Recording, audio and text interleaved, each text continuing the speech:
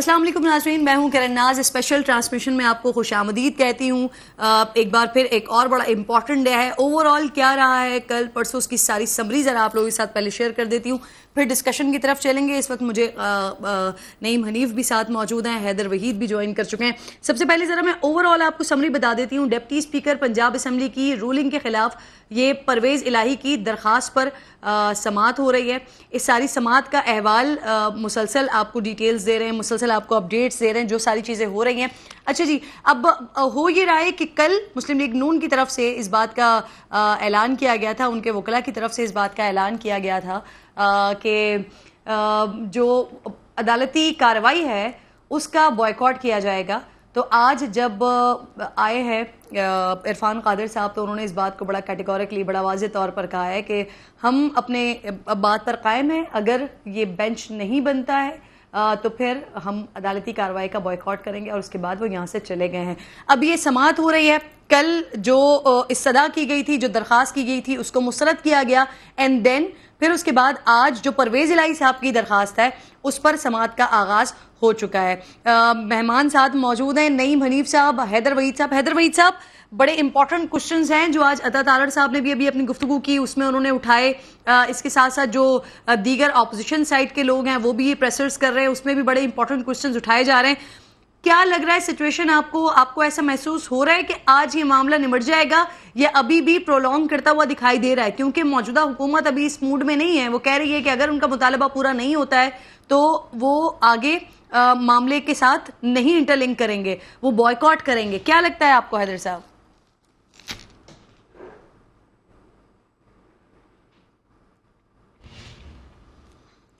نعیم حنیف صاحب، آپ کو آواز آ رہی ہے میری؟ جی بالکل آ رہی ہے، بلکہ میں آپ کو ویلکم کہتا ہوں سمر ٹرانسمیشن میں۔ جی بہت شکریہ سر آپ کا۔ نعیم حنیف صاحب، کیا لگ رہا ہے آپ کو ساری سچویشن کو دیکھ کر؟ لگتا ہے آج معاملہ نمٹ جائے گا، آج کسی پوائنٹ پر ہم پہنچ جائیں گے، یا ابھی بھی یہ ٹرانسمیشن کنٹینیو رہیں گی؟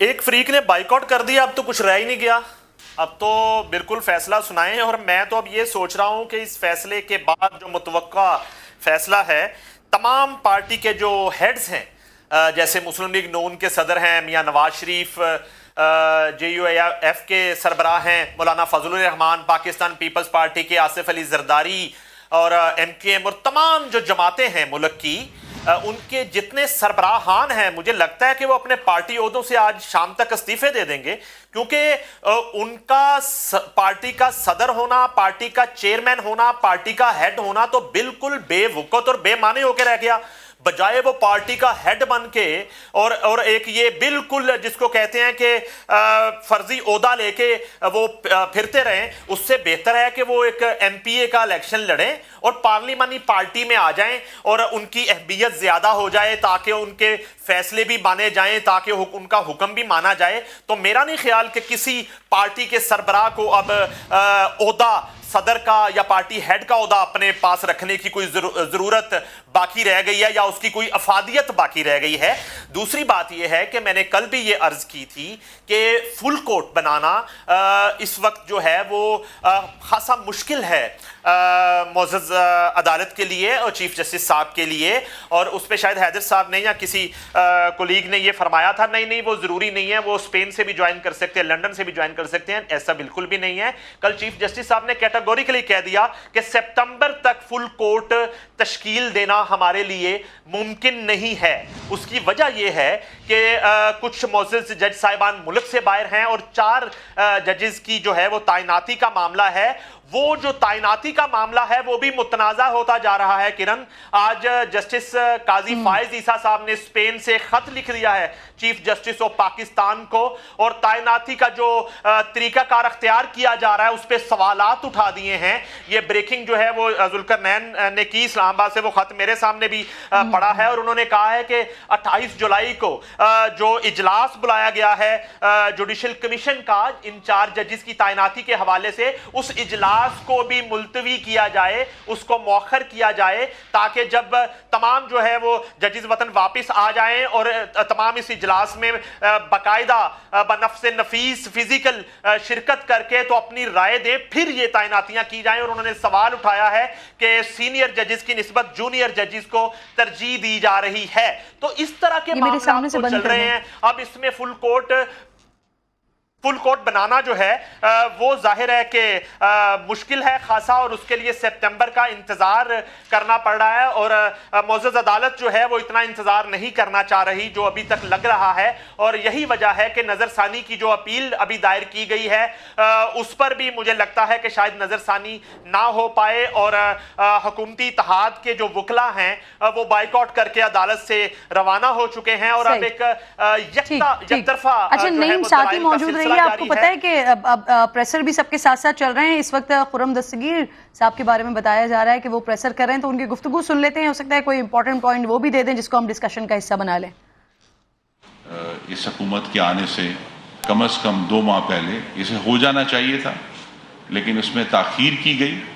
اور خاص طور پہ فروری کے بعد سے ہی جس طرح ایک ہوش ربا اضافہ ہوا ہے گیس کی قیمت میں، پیٹرول کی قیمت میں، کوئلے کی قیمت میں، تو وہ جو ہر مہینے فیول سرچارج کی صورت میں آ رہا ہے اب وہ ٹیرف میں ظاہر ہوگا. اور اس سے ہمیں آپ کو یہ نظر آئے گا کہ پھر فیول سرچارج کی جو مد ہے اس میں کمی آ گئی ہے کیونکہ وہ ٹیرف میں ریفلیکٹ ہو گیا ہے.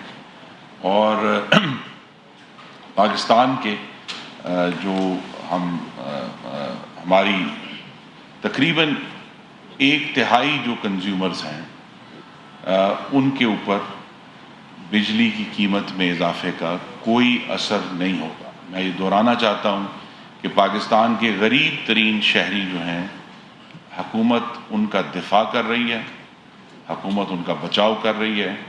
ان کے روزگار کی بہتری کے لیے کوشش ہے کہ ان کے ٹیرف میں کوئی اضافہ نہیں ہوگا. جو ان پروٹیکٹڈ ٹیرفس ہیں، جس طرح ایک پہلے سے طریقہ کار رائج ہے کہ جتنا آپ استعمال کریں گے اتنا بجلی کی قیمت آپ کو زیادہ دینی ہوگی. اس کی ایک تفصیلی بریفنگ پاور ڈویژن جو ہے جیسے ہی ایک باقاعدہ طور پہ ہمیں امید ہے کہ نوٹیفیکیشن جاری ہوگا تو پھر ہم آپ سب کو مدعو کریں گے پاور ڈویژن میں، تاکہ ایک سیکٹر کے اوپر مجھے معلوم ہے آپ کو سوالات ہیں، لیکن ابھی جو ہے وہ سلیبز کی تفصیل میں ہم نہیں جائیں گے. وہ ہم آپ کو اس پہ ایک ڈیٹیلڈ بریفنگ دیں گے کہ کس طرح ہم جو ہیں وہ غریب ترین شہریوں کو پروٹیکٹ کر رہے ہیں، انڈسٹریل کنزیومرز کو پروٹیکٹ کر رہے ہیں، اور جو دوسرے مختلف ہمارے سیکٹرز ہیں ان کی بہتری کے لیے ہم کوشاں ہیں. کابینہ کو ہم نے یہ بھی باقاعدہ طور پہ انفارم کیا ہے کہ پچھلے مہینے جون میں ہمیں ایک کمی کا سامنا تھا.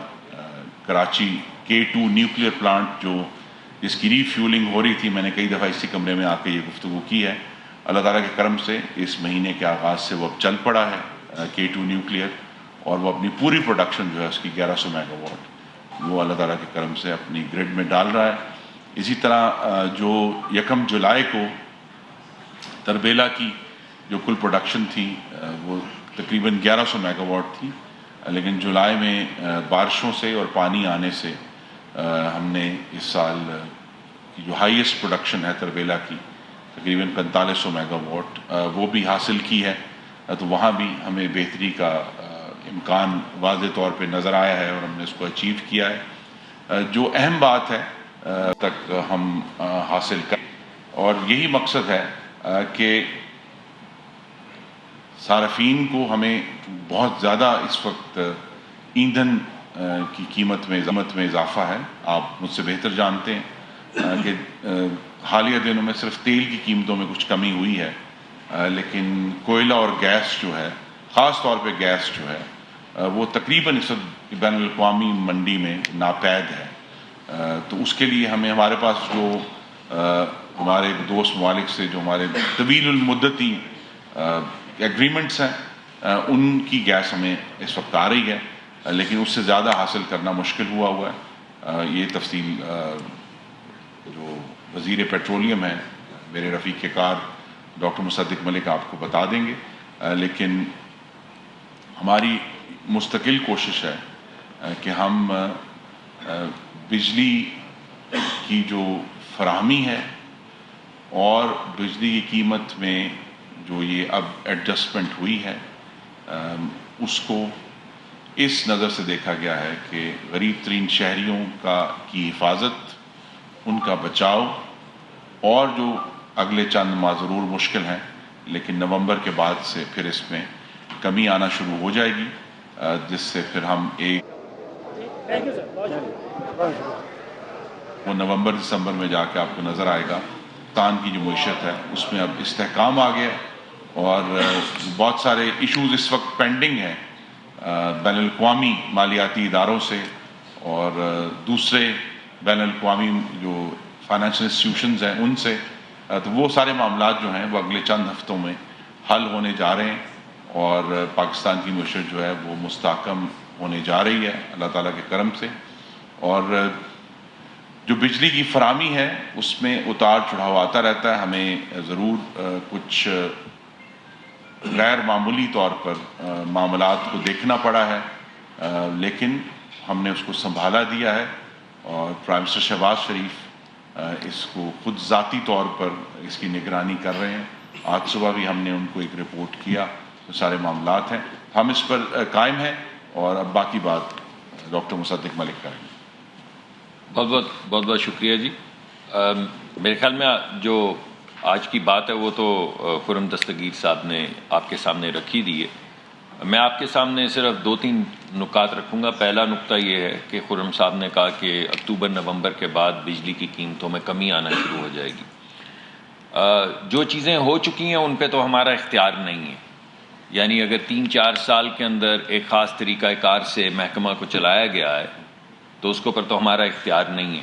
اس کی قیمت تو ہمیں بھی دینی پڑ رہی ہے، آپ کو بھی دینی پڑ رہی ہے، صارفین کو بھی دینی پڑ رہی ہے، اور بڑا مشکل کا سامنا ہے سب کو، ہمیں بھی آپ کو بھی۔ لیکن جو چیز آج ہم نے خرم صاحب نے آپ کے سامنے رکھی ہے وہ یہ ہے کہ ہماری کارکردگی، یعنی جو ہم آپ کو ہمیشہ سے کہہ رہے تھے کہ ہمیں 3, 4, 5, 6 مہینے چاہیے جن کے بعد ہماری کارکردگی کے اثرات آپ تک پہنچیں گے، تو انشاءاللہ یہ جو فیصلے ہم کر رہے ہیں یہ 2 مہینے 2.5 مہینے گزرے ہیں، کوئی 2, 3, 4 مہینے اور گزریں گے، تو اکتوبر کے بعد سے اس کارکردگی کی بنیاد پہ جو اس وقت کی جا رہی ہے بتدریج آپ کو بجلی کی قیمت میں گھٹاؤ جو ہے یا کمی وہ نظر آنی شروع ہو جائے گی۔ یہ جس چیز کو ہم ری بیسنگ کہہ رہے ہیں، جس کا ذکر کیا ہے خرم صاحب نے، یہ ری بیسنگ ہے کیا؟ بنیاد نو جی، یہ بیسیکلی جی بجلی کی پیداواری قیمت ہے۔ بجلی کی پیداواری قیمت میں کیا ہوتا ہے؟ بجلی کی پیداواری قیمت کے اندر ایندھن کی قیمت ہے، اور اس کے علاوہ جو آپ کی چوری چکاری آپ نے پہنچانا ہوتا ہے، کسی جگہ پہ چوری ہو گئی، کسی جگہ پہ کلیکشن نہیں ہوئی، جس کو میں اصل پرفارمنس کہتا ہوں، یہ 2 بڑے کمپوننٹ ہیں جس کی بنیاد کے اوپر ری بیسنگ کی جاتی کہ بجلی کی پیداواری قیمت اور بجلی آپ تک پہنچانے کی قیمت جو ہے اس کو ریوائز کیا جائے۔ قانون یہ کہتا ہے کہ آپ نے یہ ریویژن تھوڑے عرصے کے بعد مسلسل کرتے چلے آنا ہے، مگر پچھلی حکومت نے یہ کیا کہ فروری 2021 کے بعد، جیسا کہ آپ نے پیٹرولیم کے شعبے میں بھی دیکھا کہ جاتے جاتے سبسڈی لگا دی، جس کو ہم بارودی سرنگ کہہ رہے ہیں، کہ جاتے جاتے سبسڈی دے دی، جاتے جاتے قیمتیں فریز کر دی، یعنی مہنگی لے کے سستی بیچتے رہو۔ بالکل اسی طریقے سے وہ جو طریقہ کار طے ہوا ہے، قانوناً طے ہوا ہے ری بیسنگ کا، فروری 21 کے بعد سے پچھلی حکومت نے ری بیسنگ نہیں کی۔ ری بیسنگ نہ کرنے کا مطلب یہ نہیں کہ آپ نے قیمت ادا نہیں کی۔ ری بیسنگ کا مطلب صرف یہ ہے کہ آج جو ہم آ کے آپ کے سامنے یہ اناؤنسمنٹ کر رہے ہیں، انہوں نے یہ اناؤنسمنٹ نہیں کی، اور فیول پرائس ایڈجسٹمنٹ کے اندر آپ کے اوپر جتنے پیسے پڑتے تھے وہ ڈالتے چلے گئے، مگر اس کی اناؤنسمنٹ نہیں کی۔ بس یہ فرق ہے۔ آج بھی جو ہم آپ کے سامنے کر رہے ہیں وہ اناؤنسمنٹ کر رہے ہیں، اگر ہم یہ ری بیسنگ نہ کریں تو یہی پیسے جو ہیں 1-8 روپے کے اوپر نیچے سے، یہی پیسے آپ کے پاس فیول پرائس ایڈجسٹمنٹ میں آ جائیں گے۔ ایسا نہیں کہ آپ قیمت ادا نہیں کریں گے، صرف یہ ہے کہ آپ اناؤنسمنٹ نہیں کریں گے، آپ عوام کے سامنے آ کے اپنے آپ کو احتساب کے کٹہرے میں کھڑا نہیں کریں گے، آپ کہیں گے، یہ نہیں کہیں گے کہ ہم نے یہ ہماری پچھلے سال کی جو پیداواری قیمت تھی اس کی بنیاد کے اوپر نئی قیمت جو ہے وہ طے کر دی ہے، یہ نہیں کہیں گے، مگر نئی قیمت تو سب ادا کریں گے، مگر وہ قیمت چھپی رہے گی فیول پرائس ایڈجسٹمنٹ کے اندر۔ اور ساتھ ہی کوارٹرلی ٹیرف ایڈجسٹمنٹ، 2 چیزیں ہوتی ہیں جی، فیول پرائس ایڈجسٹمنٹ اور کوارٹرلی ٹیرف ایڈجسٹمنٹ, اس کی وجہ سے یہ جو تمام اب ری بیسنگ ہے یہ آلریڈی پاکستان کے صارفین ادا کر رہے ہیں. سر جاب تو بنیادی طور پہ جو نقطہ میں آپ کے سامنے رکھ رہا ہوں وہ یہ ہے کہ کیونکہ ہمیں حکم ہے وزیر اعظم کا کہ آپ نے ٹرانسپیرنٹلی جو ہو رہا ہے وہ عوام کے سامنے رکھنا ہے, ہم آپ کی خدمت میں حاضر ہیں. مگر یہی ہو رہا تھا, ہر مہینے ہو رہا تھا, فیول پرائس ایڈجسٹمنٹ کی مد میں ہو رہا تھا, آپ کے ہر ایک کے بل کے اوپر آ رہا تھا کہ 8 روپے فیول پرائس ایڈجسٹمنٹ ہے, 9 روپے فیول پرائس ایڈجسٹمنٹ ہے, 6 روپے فیول پرائس ایڈجسٹمنٹ ہے, قیمت آپ ادا کر رہے تھے, اناؤنسمنٹ نہیں ہو رہی تھی. یعنی حکومت کو آ کے آپ کے سامنے کٹہرے میں کھڑا نہیں ہونا پڑتا تھا. تو ہم نے فیصلہ کیا کہ اگر ہم یہ کر رہے ہیں تو چھپ کے کیوں کریں, آپ کے سامنے مقدمہ رکھیں اور آپ کو بتائیں کہ 2021 سے یہ رکا ہوا ہے معاملہ. اگر یہ 8 آنے 1 روپیہ کر کے وقت کے ساتھ ساتھ آگے پیچھے کرتے رہیں تو پھر اس طرح کی اناؤنسمنٹس کرنے کی ضرورت نہیں پڑتی. مگر کیونکہ پچھلی حکومت نے ایسا نہیں کیا تو آج ہمیں آپ کے سامنے آ کے یہ پورا مقدمہ جو ہے وہ پیش کرنا پڑ رہا ہے. تیسرا جو حکم وزیر اعظم نے دیا جو لاگو ہوتا ہے پوری انرجی سیکٹر کے اوپر, نہ صرف بجلی پہ, گیس پہ, ہر چیز پہ, وہ یہ ہے کہ آپ نے غریب شخص کو بچانا ہے. اگر میرا انالیسس ٹھیک ہے اور خرم صاحب یہاں پہ بیٹھے ہیں تو ہمارے پاس جو گھریلو صارفین ہیں وہ تقریباً 27 ملین کنیکشن گھریلو صارفین کے, 13 ملین کنیکشنز کو یعنی 13 ملین خاندانوں کو آپ اس کو 6 سے یا 8 سے ضرب دے دیں تو آپ کو پتہ چل جائے گا کتنے لوگ, تقریباً 45% پاکستان کی جو آبادی ہے اس کو اوپر اس کا کوئی اثر نہیں ہوگا. یہ جو نئی ایڈجسٹمنٹ کی گئی ہے اس میں یہ انشور کیا گیا ہے کہ 13 ملین جو پاکستان کے کنیکشن ہیں یا 8 کروڑ 8.5 کروڑ لوگ جو ہیں ان کے اوپر اس ٹیرف ایڈجسٹمنٹ کا کوئی فرق نہیں پڑے گا, وہ پروٹیکٹڈ کلاس کے اندر آتے ہیں. تو بس یہی 3 نکات میں نے آپ کے سامنے وضاحت کے طور پہ رکھنے تھے. وہ میں دوبارہ سے ریٹریٹ کر دیتا ہوں. پہلی بات یہ کہ ہماری کارکردگی کی بنیاد پہ جو ہم اقدامات اٹھا رہے ہیں پرفارمنس کے حوالے سے بھی, ڈسکوز کے اندر بھی, انشاءاللہ اکتوبر نومبر کے بعد آپ دیکھیں گے بتدریج بجلی کی قیمت نیچے آنا شروع ہو جائے گی. نمبر 1. نمبر 2, جو اعلان کیا گیا ہے ایسا نہیں کہ آپ اس کی قیمت ادا نہیں کر رہے تھے, صرف جس چیز کو پہلے فیول ایڈجسٹمنٹ کہا جاتا تھا اب وہ ری بیسنگ میں آ گئی ہے, تقریباً 90% اس کا جو ہے وہ ری بیسنگ کے اندر آ گیا ہے. تو قیمت آپ ادا کر رہے تھے, اناؤنسمنٹ پچھلی حکومت نہیں کر رہی تھی, ہم نے فیصلہ کیا کہ آپ کے سامنے ہم کٹہرے میں حاضر ہو جائیں. اور تیسری بات یہ ہے کہ کوئی بھی فیصلہ جو اس حکومت کا کیا جائے گا, جیسے پیٹرولیم میں بھی پہلے کیا گیا, گیس میں بھی کیا جائے گا, بجلی میں بھی کیا جا رہا ہے, تقریباً 40 سے 50% جو عوام ہیں یہ پالیسی میں انشور کیا جا رہا ہے کہ ان کے اوپر ایک آنے کا بوجھ بھی اضافی نہ پڑے. اور 13 ملین کنیکشنز یعنی تقریباً 8.5 کروڑ لوگوں کو اس تمام ری بیسنگ سے بچایا گیا ہے. تھینک یو ویری مچ جی. 2-3 اور ایشوز ہیں جو آپ کے, ایک میں دہرانا چاہتا ہوں کہ ہماری کارکردگی یہ ہے کہ ہم نے جو گردشی قرضہ تھا جو کہ 31 مارچ کو 2467 ارب روپے تھا, ہم نے اس میں 214 ارب روپے کی کمی کی ہے اور 30 جون کو وہ گردشی وفاقی وزراء اس وقت پریس کانفرنس کر رہے ہیں اور بجلی کی قیمتوں میں جو حالیہ اضافہ ہوا ہے اس حوالے سے ڈسکشن کر رہے ہیں, اس حوالے سے آگاہ کر رہے ہیں, اپنا پوائنٹ آف ویو سامنے رکھ رہے ہیں. اچھا, اس سے پہلے ہم ڈسکشن کر رہے تھے جو ڈپٹی اسپیکر پنجاب اسمبلی کی رولنگ کے خلاف پرویز الہی کی درخواست پر سماعت جاری ہے. سپریم کورٹ نے گزشتہ روز ہی فل بینچ بنانے کی حکمراں اتحاد کی جو درخواست تھی اسے آبویسلی مسترد کر دیا تھا. آج اس پر حکم نامہ بھی جاری ہو چکا ہے جس پر ڈپٹی اسپیکر پنجاب اسمبلی کی دوست محمد مزاری کے وکیل عرفان قادر آج عدالت پہنچے اور انہوں نے عدالت کو بتا دیا ہے کہ ان کے موکل کی ہدایت ہے کہ عدالتی کارروائی کا حصہ نہیں بننا ہے. فل کورٹ کے حوالے سے ناظرین فیصلے پر نظر ثانی دائر کریں گے, ایسا کہہ رہے ہیں. پیپلز پارٹی کی جانب سے فاروق ایچ نائک نے بھی کارروائی کے بوائیکاٹ سے آگاہ کیا تھا. حکمراں اتحاد کے اس فیصلے سے کیس پر کیا اثر پڑے گا اور معاملات کیا رخ اختیار کریں گے, اس پر ہم تفصیلی طور پر بات کر رہے ہیں. سماعت کے دوران ناظرین چیف جسٹس عمر عطا بندیال کی جانب سے بڑے امپورٹنٹ ریمارک سامنے آئے ہیں. وہ کہہ رہے ہیں کہ دوسرا راستہ یہ ہے کہ ہم ہی بینچ سے الگ ہو جائیں. تو کیا معاملات اب بینچ کی تبدیلی کی طرف جا رہے ہیں؟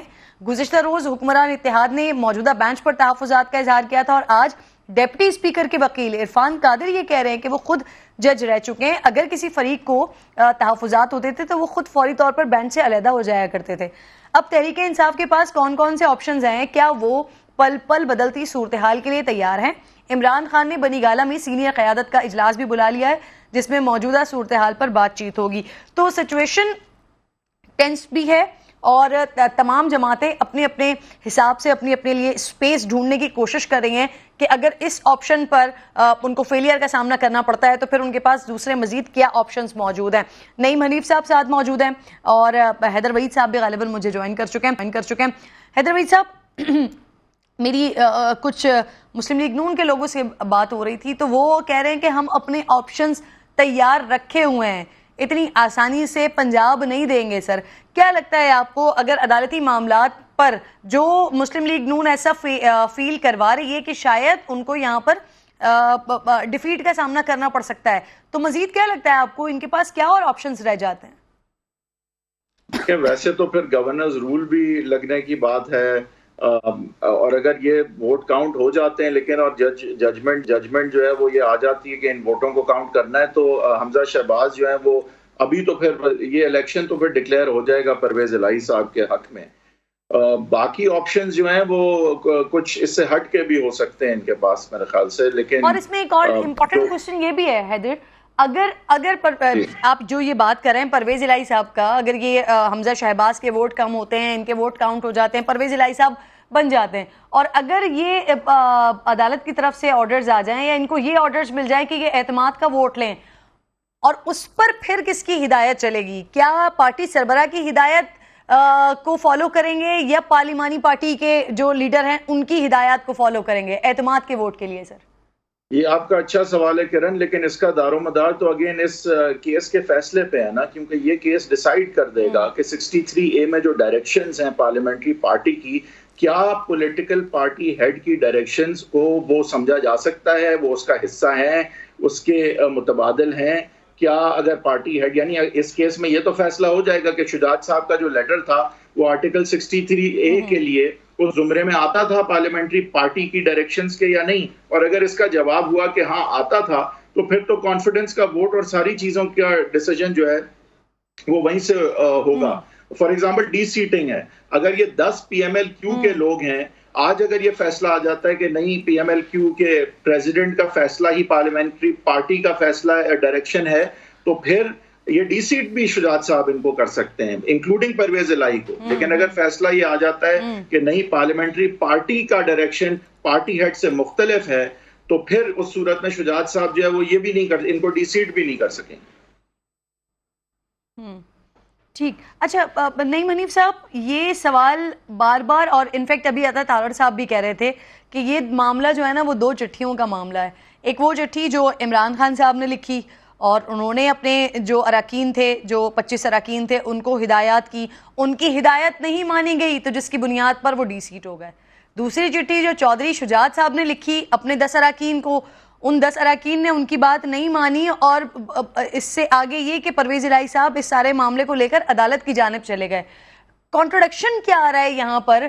ایک طرف 25 کے 25 لوگ ہم دیکھتے ہیں ڈی سیٹ ہو جاتے ہیں، اور دوسری طرف یہ جو 10 لوگوں کا معاملہ ہے یہ اتنی طوالت اختیار کر گیا ہے کہ 22 جولائی کا ہوا جو ایک انتخاب ہے آج 26 جولائی ہو گئی ہے، اور ابھی تک ہم اس پوائنٹ پر نہیں آ پائے ہیں کہ پنجاب آخر ہے کس پوائنٹ پر. آیا پرویز الہی صاحب وہاں پر وزارت اعلیٰ سنبھالیں گے، حمزہ شہباز وزارت اعلیٰ سنبھالیں گے، یا پھر کوئی تیسرا راستہ، کوئی تیسرے آپشن کی طرف جایا جائے گا؟ آپ نے ابھی فرمایا کہ عمران خان صاحب نے پارٹی رہنماؤں کا ایک اجلاس بلا لیا ہے بنی گالہ موجودہ صورتحال پر غور و فکر اور تبادلہ خیال کرنے کے لیے. مجھے یہ لگتا ہے کہ انہوں نے اجلاس بلایا موجودہ صورتحال کو سیلیبریٹ کے لیے. موجودہ صورتحال جو ہے وہ بالکل ان کے مرضی اور منشا کے مطابق ایک متوقع آنے والے فیصلے کی طرف بڑھ رہی ہے. اور اس کے ساتھ ہی ساتھ جو ہے مجھے کافی دن سے ایک پارٹی جو ہے وہ کہہ رہی تھی کہ آپ کو صدر بنانا ہے اپنی پارٹی کا، تو میں نے آج بالکل انکار کر دیا. میں نے کہا صدر تو جو ہے تمام پارٹیوں کے ٹگے ٹوکری ہونے جا رہے ہیں، ان کی اہمیت اور وقت جو ہے وہ بالکل ٹگے ٹوکری ہونے جا رہی ہے. تو لہٰذا میں کہا میں صدر نہیں بنوں گا، مجھے آپ ایک کارکن بنا دیں تاکہ میں کسی بھی وقت مسلط ہو سکوں اپنے نہیں ایسا ہرگز نہیں ہو سکتا آپ کے ہوتے. تو وہ جو ہے دیکھیے میں پہلے بھی یہ عرض کر چکا ہوں کہ میاں نواز شریف کو، آصف علی زرداری کو اور تمام پارٹی کے جو سربراہان ہیں، پارٹیوں کے صدر ہیں، جو چیئرمین ہیں، ان کو تو فوراً استعفے دے دینے چاہیے، ریزائن کرنا چاہیے ان کو بس ایک ایم پی اے کا الیکشن کانٹیسٹ کر کے وہ پارلیمانی پارٹی کا حصہ بننا چاہیے، تاکہ وہ کسی بھی وقت جو ہے وہ ضمیر زندہ ہونے پر یا ضمیر بکنے پر وہ بغاوت کریں اپنے قائد کے ساتھ، اپنے سربراہ کے ساتھ، اپنے صدر کے ساتھ، اور اس کی جو عزت ہے اور اس کے جو حقوق ہیں اس کو بالکل جا کے وہ ٹگے ٹوکری کر دیں عدالت میں جا کر. اور مفاہمت کے بادشاہ کی آج سالگرہ میں بھول جاتا ہوں، 67ویں سالگرہ ہے، دبئی پہنچ چکے ہیں. میں آصف علی زرداری صاحب کو زندگی کی 67 بہاریں دیکھنے پر مبارکباد پیش کرتا ہوں سالگرہ کی. آج ملک بھر میں ان کی سالگرہ تقریبات منائی جا رہی ہیں. اچھا میں واپس آتا ہوں. عمران خان صاحب جو ہیں، اگر چودھری پرویز لائی وزیر اعلیٰ منتخب ہو جاتے ہیں، یہ ووٹ کاؤنٹ ہونے کے بعد، 10 ووٹ کاؤنٹ ہونے کے بعد عدم اعتماد کا مرحلہ تو خیر وہ بعد میں آئے گا. چودھری شجاعت حسین صاحب کا ایک نیا خط وہ بعد میں آئے گا. اس سے قبل میرے پاس جو اطلاعات ہیں، ایک ویک، 10 دن یا 2 ویک کے اندر اندر چیئرمین پی ٹی آئی جو ہیں وہ وزیر اعلیٰ پنجاب، متوقع وزیر اعلیٰ پنجاب چودھری پرویز لائی کو پنجاب اسمبلی تحلیل کرنے کا حکم دیں گے. اور ڈیپینڈ اب یہ کرتا ہے کہ بس اتنا سا ہنی مون پیریڈ پورا ہونے کے ساتھ ہی چودھری پرویز لائی پنجاب کے ساتھ ساتھ کے پی کے بھی ڈیزالو ہوگی. نہیں جی دیکھیے پہلے وہاں کے لیے بھی اسی طرح کے معاملات ہیں. جی بالکل، پنجاب کے ساتھ کے پی کے بھی ڈیزالو ہوگی تو وہ بڑھیں گے پریشر بلڈ کرنے کی طرف، اور قومی اسمبلی کو تحلیل کرنے کے لیے جو ہے وہ ایک تحریک کا آغاز کیا جائے گا اور پریشر بلڈ کیا جائے گا اداروں پر بھی اور وفاقی حکومت پر بھی. مگر اس کے ساتھ ہی ساتھ میرے پاس یہ اطلاع بھی موجود ہے کہ شاید اس مرحلے سے گزرنے کے بعد، اس مشکل گھڑی سے نکلنے کے بعد، چودھری پرویز لائی جو پی ٹی آئی کے نامزد وزیر اعلیٰ ہیں، شاید وہ عمران خان کی بات ماننے سے اسی طرح انکار کر دیں جس طرح انہوں نے اپنے پارٹی کے قائد چودھری شجاعت حسین، اپنے فرسٹ کزن، جی بالکل، اور اپنے پارٹی کے سربراہ کو جس طرح انہوں نے انکار کیا اس اقتدار کی خاطر اور ایک بہت لمبی رفاقت اور بہت طویل ایک سیاسی سفر جو اکٹھے مشکل کی ہر گھڑی میں وہ ساتھ رہے، انہوں نے ان کا ساتھ چھوڑنے کا فیصلہ کر لیا. تو میرے پاس اطلاع یہ ہے کہ عمران خان صاحب کو یہ ایک سرپرائز مل سکتا ہے کہ چودھری پرویز لائی پنجاب اسمبلی تحلیل نہیں کریں گے اور وہ اپنی آئینی مدت جو ہے وہ پوری کرنے کا فیصلہ کر چکے ہیں. یہ ان کی کچن کیبنٹ کے ایک سورس سے مجھے یہ بات معلوم ہوئی ہے. لیکن یہ تو اگر یہ خان صاحب کو بھی معلوم ہو چکی ہے بات تو پھر تو خان صاحب کے بھی حق میں نہیں جا رہی ہے. اچھا یہ والی چیز کو ہم نعیم صاحب بار بار ڈسکس کر رہے تھے کہ آیا پی ٹی آئی کیا کرے گی. تو آپ یہ بڑی، اور یقیناً آپ کی خبریں جو ہوتی ہیں نا اس میں 100% صداقت ہوتی ہے. آپ پہلے سے جو خبریں دے رہے ہوتے ہیں وہ بعد میں نکل کے وہی سب کچھ سامنے آتا ہے. تو آپ یہ جو اسمبلیز ڈیزالو کرنے والی بات کریں. منصور السلام علیکم. منصور، آپ جو پچھلے 2-3 دنوں سے انالیسز دیتے رہے ہیں فل کورٹ بینچ کے حوالے سے، دیگر معاملات کے حوالے سے. اچھا میری مسلم لیگ نون کے کچھ لوگوں سے بات ہو رہی تھی تو وہ کہہ رہے ہیں کہ ہم نے دوسرا راستہ بھی تیار کیا ہوا ہے. اگر یہ فل کورٹ بینچ والا معاملہ نہیں ہوتا ہے، اگر عدالت سے ہمیں وہ ریلیف نہیں ملتا ہے تو پھر ہمارے پاس دوسرا راستہ بھی ہے. آپ کے علم میں ہے، آپ کو کچھ پتہ چل سکا ہے کون سا دوسرا راستہ ہے؟ کیونکہ مسلم لیگ نون بھی پنجاب دینے کے موڈ میں لگ نہیں رہی ہے.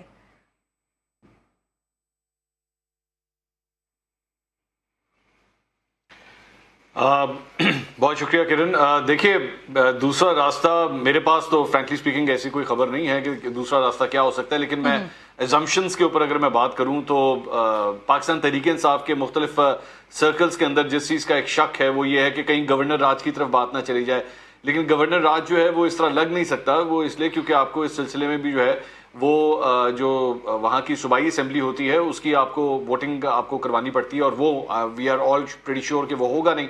دوسری صورت یہ ہو سکتی ہے کہ اگر جس طرح پاکستان تحریک انصاف نے جو ہے وہ قومی اسمبلی کا بائیکاٹ کیا ہوا ہے تو یہاں پہ مسلم لیگ نون جو ہے وہ صوبائی اسمبلی کا بائیکاٹ کر دے اگر سی ایم کی سیٹ ان کے پاس نہیں رہتی.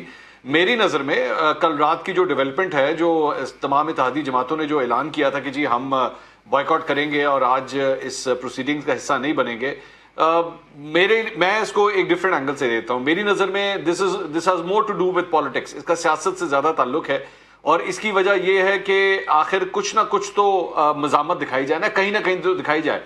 مجھے یہ بتائیے کہ کیا مسلم لیگ نون کے اندر مریم نواز, ہم سب کہتے ہیں کہ جی سب سے بڑی کراؤڈ پولر اس وقت پاکستان میں مسلم لیگ نون میں مریم نواز ہیں. نواز شریف کو نااہل کیا گیا, نواز شریف کا نیب میں کیس چلا, نواز شریف کو جیل ہو گئی. میرا خیال میں سی ایم کی کرسی رکھنا وہ بڑا زیادہ معاملہ ہے یا ایکچولی نواز شریف کو کرسی سے ہٹا دینا اور اس کے بعد جیل چلے جانا وہ زیادہ بڑا معاملہ ہے. تو اس معاملے کے اوپر مسلم لیگ نون نے کوئی بائیکاٹ نہیں کیا. مسلم لیگ نون اس پورے پروسیس کا حصہ رہی, جا کے اپنا کیس پلیڈ کرتی رہی, پروسیڈ کرتی رہی. لیکن اب جا کے حمزہ شہباز کے معاملے پہ اور مطلب اتنا زیادہ جو پرجوش طریقے سے یہ مزاحمت اور مظاہرہ ہو رہا ہے کہ جی حمزہ شہباز کی خاطر جو ہے وہ ہم کورٹ کا حصہ نہیں بڑھیں گے, جبکہ پاکستان کی تاریخ میں کبھی میرا خیال میں ایسی, حیدر صاحب ہمارے ساتھ ہیں, مجھے نہیں یاد پڑتا کہ پاکستان کی تاریخ میں کبھی ایسا ہوا ہو کہ کوئی حکومتی جماعت وہ یہ کہے کہ جناب میں نے سپریم کورٹ کی پروسیڈنگز کا حصہ نہیں بننا, چاہے وہ ذوالفقار علی بھٹو ہی کیوں نہ ہو, جو کہ ایکچولی ہم سب جانتے ہیں کہ کہاں تک ان کو سزا ملی, لیکن اس کے باوجود بائیکاٹ نہیں کیا گیا. تو آج حمزہ شہباز کی کرسی کی خاطر مسلم لیگ نون یا اتحادی جماعتیں اگر بائیکاٹ کر رہی ہیں تو میرا خیال میں یہ وہ مزاحمتی وہ جو بیانیہ جو کہیں گم گیا تھا, جو غلطی سے کہیں کھو گیا تھا, جیب سے گر گیا تھا, یہ اس کو ڈھونڈنے کی کوشش ہے کہ کسی نہ کسی طرح اس بنیاد کے اوپر کل کو جب ہم ووٹ مانگنے جائیں تو ہم کم از کم یہ کہہ سکتے ہیں دیکھیں ہمارے ساتھ کتنی زیادتی ہوئی تھی, اور ہمارے ساتھ کتنی ناانصافی ہوئی منصور تھی. ابھی پچھلے بائی الیکشن میں مسلم لیگ نون کو بہت اچھے طریقے سے یہ پتہ بھی چلا ہے کہ جو کچھ انہوں نے گین کیا تھا اس ووٹ کو عزت دو والے معاملے پر, وہ انہوں نے بہت ٹھیک ٹھاک طریقے سے لوز کیا ہے. اور یہ اسی کا ہی شاخسانہ ہے, جہاں خان صاحب کا اپنا نیریٹو بکا ہے وہاں مسلم لیگ نون نے بھی ٹھیک ٹھاک لوز کیا ان 3 مہینوں کے اندر اندر.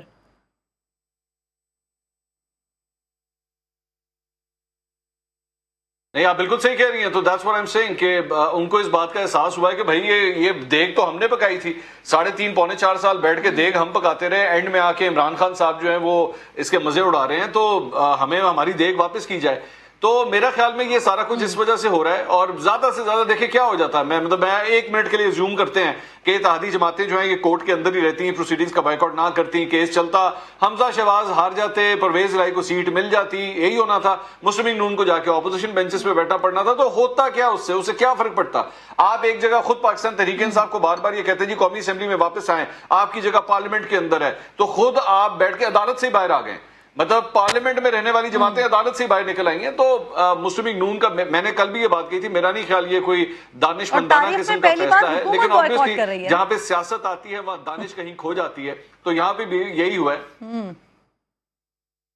میں حیدر صاحب بالکل ٹھیک ہے منصور. اچھا, اس والی ساری سچویشن میں الیکشنز تو موجودہ حکومت کو کسی بھی طور پر سوٹ نہیں کرتے ہیں. اگر یہ ارلی الیکشنز کی طرف چلے بھی جاتے ہیں تمام لوگ کنسنسس کے ساتھ, تو at least P D M کو تو اس وقت, اور خاص طور پر مسلم لیگ نون کو ارلی الیکشن سوٹ نہیں کرتے ہیں. ہاں پی ٹی آئی کو بہت زیادہ سوٹ کرتے ہیں کیونکہ وہ اپنا ایک نیریٹو بلڈ کر چکے ہیں. اگلے گھنٹے میں آتے ہیں اس پر بات کرتے ہیں, کیونکہ ابھی سماعت میں تقریباً 2:30 بجے تک کا وقفہ ہے.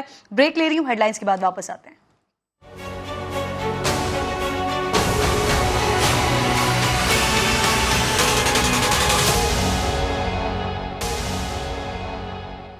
ایک بار پھر جی آپ کو اسپیشل ٹرانسمیشن میں خوش آمدید کہتی ہوں. اس وقت سماعت میں وقفہ ہے, 2:30 بجے دوبارہ سماعت کا آغاز ہوگا. پرویز الہی صاحب کے وکیل وہ اپنے دلائل مکمل کر چکے ہیں. اس کے بعد اب دیگر کے دلائل کا عمل اس کا آغاز ہوگا. سچویشن بڑی ڈیفرنٹ ہو گئی ہے. ندیم ملک صاحب مجھے اسٹوڈیو میں جوائن کر چکے ہیں. السلام علیکم ملک صاحب. ملک صاحب, سب سے پہلے میں آپ سے پوچھنا یہ چاہ رہی ہوں, یہ ایک دم 180 ڈگری چینج کیسے آیا ہے؟ کل تک جب یہ عدم اعتماد والا معاملہ ہوا تھا, یہی فواد چودھری, یہی پاکستان تحریک انصاف بارہا کہا کرتی تھی کہ رات کے وقت عدالتیں کھول دی گئیں. آج فواد چودھری کہہ رہے ہیں کہ جی عدالتوں کو بلیک میل نہیں ہونے دیں گے. سر یہ کیا سلسلہ ہوا ہے؟ یہ ایک دم ٹلٹ کہاں پر آیا ہے؟ کیا ہواؤں کا رخ تبدیل ہو گیا, ہوا کیا ہے ملک صاحب؟ ایک تو پاکستان مسلم لیگ نواز جو ہے اس نے پولیٹیکل ریالٹیز جو ہیں شاید ان کو بہتر طریقے سے سمجھنے کی کوشش کی ہے. جو پوسٹ بائی الیکشن سچویشن ہے پنجاب کی, جہاں پہ بائی الیکشن میں پی ایم ایل این کو اپنی پاور بیس کے اندر مار پیٹی, وہ یہ پاکستان تحریک انصاف کی سیٹیں تھیں, لیکن عام توقع یہ تھی کہ 10-11 سیٹیں تو پی ایم ایل این جیت ہی جائے گی, لیکن ان کو وہ سیٹیں نہیں مل پائیں. اب اس کے بعد ان کے اندر ایک آئی تھنک ایک نئی ریئلائزیشن ہے. 2 ایشوز ہیں. ایک ان کا خیال یہ ہے کہ اسٹیبلشمنٹ سے ان کو مکمل سپورٹ نہیں مل رہی. دوسرا عدلیہ کے بعد فیصلے جس میں 63 ایک ہے پریزیڈنشیل ریفرنس کے اوپر جو فیصلہ آیا تھا اس کے اوپر ان کے اندر تشویش پائی جاتی تھی، لیکن پہلے وہ خاموش رہے، چپ کر کے بیٹھے رہے، لیکن اب بائی الیکشن ہارنے کے بعد ان کو یاد آیا کہ نہیں اس کے اوپر شور مچانا ضروری ہے، تو اس کے اوپر آئی تھنک وہ پبلک میں وہ اپنا جو ووٹ کو عزت دو والا بیانیہ ترک کر کے اسٹیبلشمنٹ کی بی ٹیم بننا انہوں نے پسند کیا تھا، وہ دوبارہ نواز شریف اور مریم اسی بیانیے پہ واپس جائیں گے۔ شہباز پارٹی کے اندر دو اسکول آف تھاٹس ہیں، ایک ہے جس کو نمائندگی کرتے ہیں شہباز شریف ان کے صاحبزادے، اور اس کے اندر آپ شامل کر سکتی ہیں رانا تنویر کو شامل کر سکتی ہیں، ایاز صادق کو شامل کر سکتی ہیں، خواجہ آصف کو شامل کر سکتی ہیں، لیکن جو دوسرا اسکول آف تھاٹ ہے اس میں نواز شریف ہیں، مریم ہیں، شاہد خاقان عباسی ہیں، اور وہ لوگ چاہتے ہیں ایگریسو پولیٹکس کی جائے۔ شاہد خاقان عباسی اگر آپ کے ذہن میں ہو تو جب حکومت چینج ہو رہی تھی ووٹ آف نو کانفیڈنس کے بعد تو یہ لندن گئے تھے نواز شریف سے ملنے، انہوں نے دو سناریوز وہاں نواز شریف کو پریزنٹ کیے تھے، ایک تو یہ تھا کہ امیڈیٹلی ہم حکومت چھوڑ دیں ووٹ آف نو کانفیڈنس کے بعد، کیئر ٹیکرز بنا دیں کیونکہ بہت مشکل اقتصادی صورتحال ہے، ہم اس کو سنبھال نہیں پائیں گے، ایک کاسٹ ہے جس کی ہمیں قیمت ادا کرنی پڑے گی جب لوگوں کے پاس جائیں گے، یہ قیمتوں میں اضافے کا ایشو تھا، یہ عمران کو بھی پتا تھا، ان کو بھی پتا تھا، کوئی ایسی چیز خفیہ نہیں تھی۔ دوسرا سناریو یہ ہے کہ آج ہی رات پہلے ہی دن ویری فرسٹ ڈے جیسے ہی ووٹ آف نو کانفیڈنس ہوتا ہے تو قیمتوں کو ایڈجسٹ کر دیں، جو کاسٹ لینی ہے پہلے 2-3 ہفتے لے لیں، اس کے بعد 4-6 مہینے کے بعد اگر ہم الیکشنز میں جاتے ہیں تو پھر ہم اس پوزیشن میں ہو گئے کہ لوگوں کو ریلیف دے سکیں۔ دونوں کام نہیں ہوئے، شہباز شریف کی وہ کام پہ ٹانگنے والا کام شروع ہو گیا، اب اس کی قیمت ہے جو پی ایم ایل این کو چکانی پڑی ہے بائی الیکشن میں، لیکن وہ مزید اس کو ادا کرنے پہ تیار نہیں ہوں گے، وہ ایک ووکل پوزیشن لے کر عوام میں نکلنا چاہیں گے، کیونکہ پاکستان تحریک انصاف کو 4 سال جب تک وہ سیم پیج کے نعرے مارتے تھے پبلک میں وہ سپورٹ نہیں ملی، بائی الیکشنز ہارتے گئے ایون نوشہرہ میں پرویز خٹک کی سیٹ ہار گئے، اب وہ کام نون لیگ کے ساتھ ہو گیا، تو میرے خیال میں اگلے 1-2 ہفتے پاکستان کی سیاست کے لیے بڑا ایک نازک موڑ ہے، دونوں جماعتیں لوگوں کے پاس جانا چاہیں گی، سیاسی جماعتوں کو لوگوں کے پاس جانے میں حرج نہیں ہوتا، لیکن کوئی اسٹیٹ انسٹیٹیوشنز اپنی اتھارٹی لوز کرنا شروع کر دیں وہ ایک لمحہ فکریہ ہوتا ہے۔ اس وقت آپ نے پہلے ایک فوج کو اٹیک کیا تھا پی ٹی آئی نے، اب پی ایم ایل این نکلے گی یا عدلیہ کو اٹیک کرے گی، تو دو آپ کے اسٹیٹ آرگنز جو ہیں وہ ڈس فنکشنل آپ کو نظر آئیں گے، پارلیمنٹ پہلے ہی آپ کی کام نہیں کر پا رہی، تو مجھے ایک انارکی والی سچویشن نظر آتی ہے ٹو بی ویری فرینک، اگر یہ سیاسی جماعتوں نے پارلیمان کے فلور کے اوپر بیٹھ کر آئندہ کے لیے فیصلے نہ کیے کہ الیکشنز کب ہونے ہیں، الیکٹورل ریفارمز کون سی درکار ہیں، نون لیگ اور پی ٹی آئی کے اوپر بہت بڑی ذمہ داری ہے، یہ دونوں بیٹھیں اندر ایک طریقہ کار پہ اتفاق کریں اور اگلے 4-6 مہینوں میں الیکشنز کر لیں، اور ابھی 2-3 ہفتوں میں آئی ایم ایف کے پروگرام کو ریسٹور ہونے دیں، ادروائز ایک انارکی ہوگی جس میں ان کو مار پیٹے گی، ہم تو جانوں سے جائیں گے، پاکستانی عوام کی جانیں جائیں گی، بھوکے ہاتھوں لوگ مریں گے، لیکن یہ بھی نہیں بچیں گے، یہ بات طے ہے، ان کو ذمہ داری کا مظاہرہ کرنا پڑے گا اور اس پارلیمان کے فلور کو استعمال کرنا پڑے گا، ایک طریقہ کار وضع کر لیں، نہیں تو کسی کی بھلائی نہیں ہے، پاکستان کی بھی بھلائی نہیں۔ ملک صاحب ایک نیریٹو بلڈ کرنے کی کوشش اس وقت کی جا رہی ہے کہ شاید اب فائنلی معاملات اس نہج پر آ گئے ہیں کہ شاید ارلی الیکشنز کی طرف جایا جائے، پی ٹی آئی کو تو بہت زیادہ سوٹ کرتا ہے، وہ ہم نے بائی الیکشن میں دیکھ لیا، لیکن مسلم لیگ نون کیا الیکشن کی تیاری میں آ گئی ہے کل کی پریسرز کے بعد؟ کیونکہ ابھی تو اگر فوری طور پر ارلی الیکشنز کی طرف چلے جاتے ہیں تو مسلم لیگ نون کو تو سوٹ نہیں کرتا ہے کیونکہ انہوں نے ابھی بائی الیکشن میں لوز کیا ہے۔ دیکھیں ابھی الیکشن فوری طور پہ ہو ہی نہیں سکتے، پہلے آپ کو آئی ایم ایف کا پروگرام بحال کروانا ہے، ادروائز ہم ڈیفالٹ کے سر کے اوپر کھڑے ہیں، آپ کی امپورٹ ایلسیز کو وہ پوسٹ پون کر رہے ہیں، آپ کو ڈالر آپ کے کنزرو کرنے کی خاطر، ہم روپے کی ویلیو سے نیچے اس وقت ٹریڈ کر رہے ہیں، روپیہ 200 سے نیچے ہونا چاہیے، ہم 230-35 کے اوپر روپے کو لے گئے، اس لیے کہ ڈالر نہیں ہے، مارکیٹ میں جس کا جو دل آتا ہے وہ ریٹ اس کا لگا رہا ہے، اس سچویشن سے آپ پہلے ملک کو نکالیں، پھر آپ کو یہ طریقہ کار ڈسکس کرنا ہے کہ چیف الیکشن کمشنر کون ہوگا، کون سا الیکشن کمیشن کے ممبرز ہوں گے، اور الیکٹورل ریفارمز کون سی ہوں گی جس کے اوپر نون لیگ اور پی ٹی آئی اور پاکستان پیپلز پارٹی کی رضامندی ہوگی، یہ تینوں جماعتیں انتخابی نتائج کو انہیں ماننا پڑے گا، اگر دوبارہ کسی نے 2014 کی طرح دھرنے میں آ کے بیٹھنا ہے تو پھر پاکستان کی تباہی کا راستہ ہے، اس لیے میں کہتا ہوں کہ اس کے اوپر سب سے بڑی ذمہ داری اس وقت نون لیگ اور پی ٹی آئی کی ہے، یہ دونوں فلور کے اوپر ایگریمنٹ کریں، رضامندی کا اظہار کریں، پھر آپ اکتوبر نومبر دسمبر میں کسی وقت، نومبر دسمبر سے پہلے مجھے الیکشن نظر نہیں آتے، آرمی چیف کی تعیناتی ہے آپ کی، وہ آپ کو کرنی ہے، آپ کو الیکٹورل ریفارمز کرنی ہے، پھر آپ کیئر ٹیکر سیٹ اپ بنائیں اور آپ چلے جائیں الیکشن میں، یہ چیزیں کریں، انہوں نے کرنی ہے، یہ کیوں انتظار کرتے ہیں کہ کوئی فوجی آئے گا یا کوئی جوڈیشری سے کوئی آئے گا اور کوئی فیصلوں سے ان کو ریلیف دے گا، یہ اتنے کمزور ہیں ہمارے پولیٹیکل لیڈرز کہ جو ان کے اپنے کرنے کا کام ہے وہ جوڈیشری سے راستہ مانگتے ہیں या वो फौज से रास्ता मांगते हैं। ये पिछले कई सालों की पॉलिटिक्स यही है। FATF के ऊपर इनसे नहीं था काम हो रहा तो पिंडी चले गए थे कि वहां बैठ के मीटिंग कर लेंगे। इलेक्टोरल रिफॉर्म या दूसरे मामला जिस तरह PTI ने पहले पास किए थे वो भी पता है, अब जिस तरह नून लीग ने उनको अंडू किया है वो भी हमें पता है। तो ये दुरुस्त जमहूरी तरीका नहीं है। जमहूरी तरीका ये है कि आपस में बात करें, अपने बयानिए के ऊपर जाएं लोगों के पास, अदरवाइज इनको रास्ता इनका बंद हो जाएगा। हमें एक दफा मार पड़ेगी, लोगों की जाने जाएंगी, लेकिन इनके लिए भी सियासत करना आसान नहीं रहेगा। ये डिसफंक्शनल है इस वक्त पूरा system.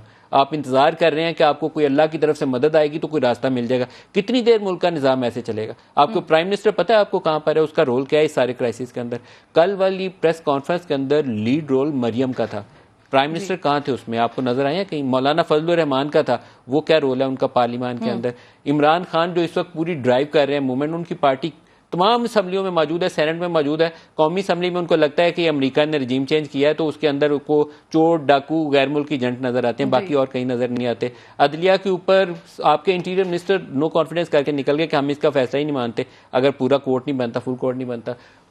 Chief of army staff के ऊपर जो इमरान खान का बयानिया है वो जो कुछ उनको मीर जाफर, मीर सादिक से तशबीह देते हैं, तो इससे ज्यादा नारकी की कोई और तशबीह नहीं दी जा सकती। हमें पूरी कौम को जागना पड़ेगा और इन लोगों को रियलाइज करवाना पड़ेगा कि अपनी आंखें खोलें, पाकिस्तान के साथ ये ना करें जो कुछ आप कर रहे हैं। मलिक साहब, आप जो पॉइंट दे रहे हैं ना कि इस सारी सिचुएशन से इन पॉलिटिकल लीडर्स को निकालना है पाकिस्तान को, लेकिन असल में अभी जो जंग चल रही है वो ये है कि परवेज इलाही साहब को निकालना है या हमजा शहबाज को निकालना है। ये ब्रॉडर पर्सपेक्टिव में सोचा ही नहीं जा रहा है। आई थिंक ऐसा महसूस होता है। आरिफ चौधरी साहब एडवोकेट, वो भी इस वक्त ट्रांसमिशन का हिस्सा हैं। बहुत शुक्रिया सर, अस्सलाम वालेकुम। आरिफ साहब, सारी प्रोसीडिंग्स आप देख रहे हैं यकीनन, क्या लग रहा है, क्या महसूस हो रहा है आपको जो मौजूदा हुकूमत है उनके ख्याल में ये जो 3 जजेस साहिबान, मोअज़्ज़ज़ जजेस साहिबान बैठे हुए हैं, इनकी मौजूदगी में उनके हक में कभी भी फैसला नहीं आ सकता, उनको रिलीव नहीं मिल सकता, ये महसूस कर रहे हैं? सर, आप कानूनी नुक्ते नज़र से बताइएगा प्रोसीडिंग्स क्या चल रही हैं और क्या एक्सपेक्ट किया जा सकता है?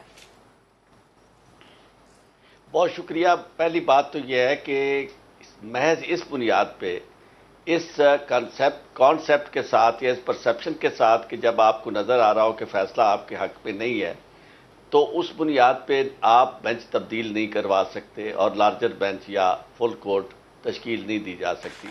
उसके लिए आपको ये साबित करना होता है कि कोई आइनी नुक्ता ऐसा है जिसकी वजाहत, जिसकी तशरीह करनी मकसूद है।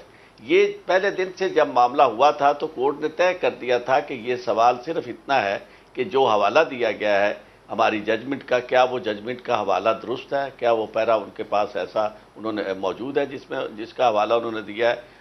तो उसके बाद जिसने ये हवाला दिया था वो ना उस दिन तशरीफ़ लाए जिस दिन लाहौर में थी प्रोसीडिंग, ना उसके बाद यहाँ तशरीफ़ लाए, हालांकि कोर्ट का ऑर्डर ये था कि आपने आना है डिप्टी स्पीकर साहब और हमारी रहनुमाई करनी है इस मामले में कि आपने कौन सा पैरा हमारी जजमेंट का पढ़ के ये फैसला किया है और उसकी रिलायंस चूँकि आप कर रहे हैं, उस पर इंतज़ार कर रहे हैं, तो उनकी जिम्मेदारी थी। और साथ ये कहा कि आपने उस वक्त तक आपने कोर्ट में रह रहे जब तक ये प्रोसीडिंग कंक्लूड नहीं हो जाती, तो वो तशरीफ नहीं लाए।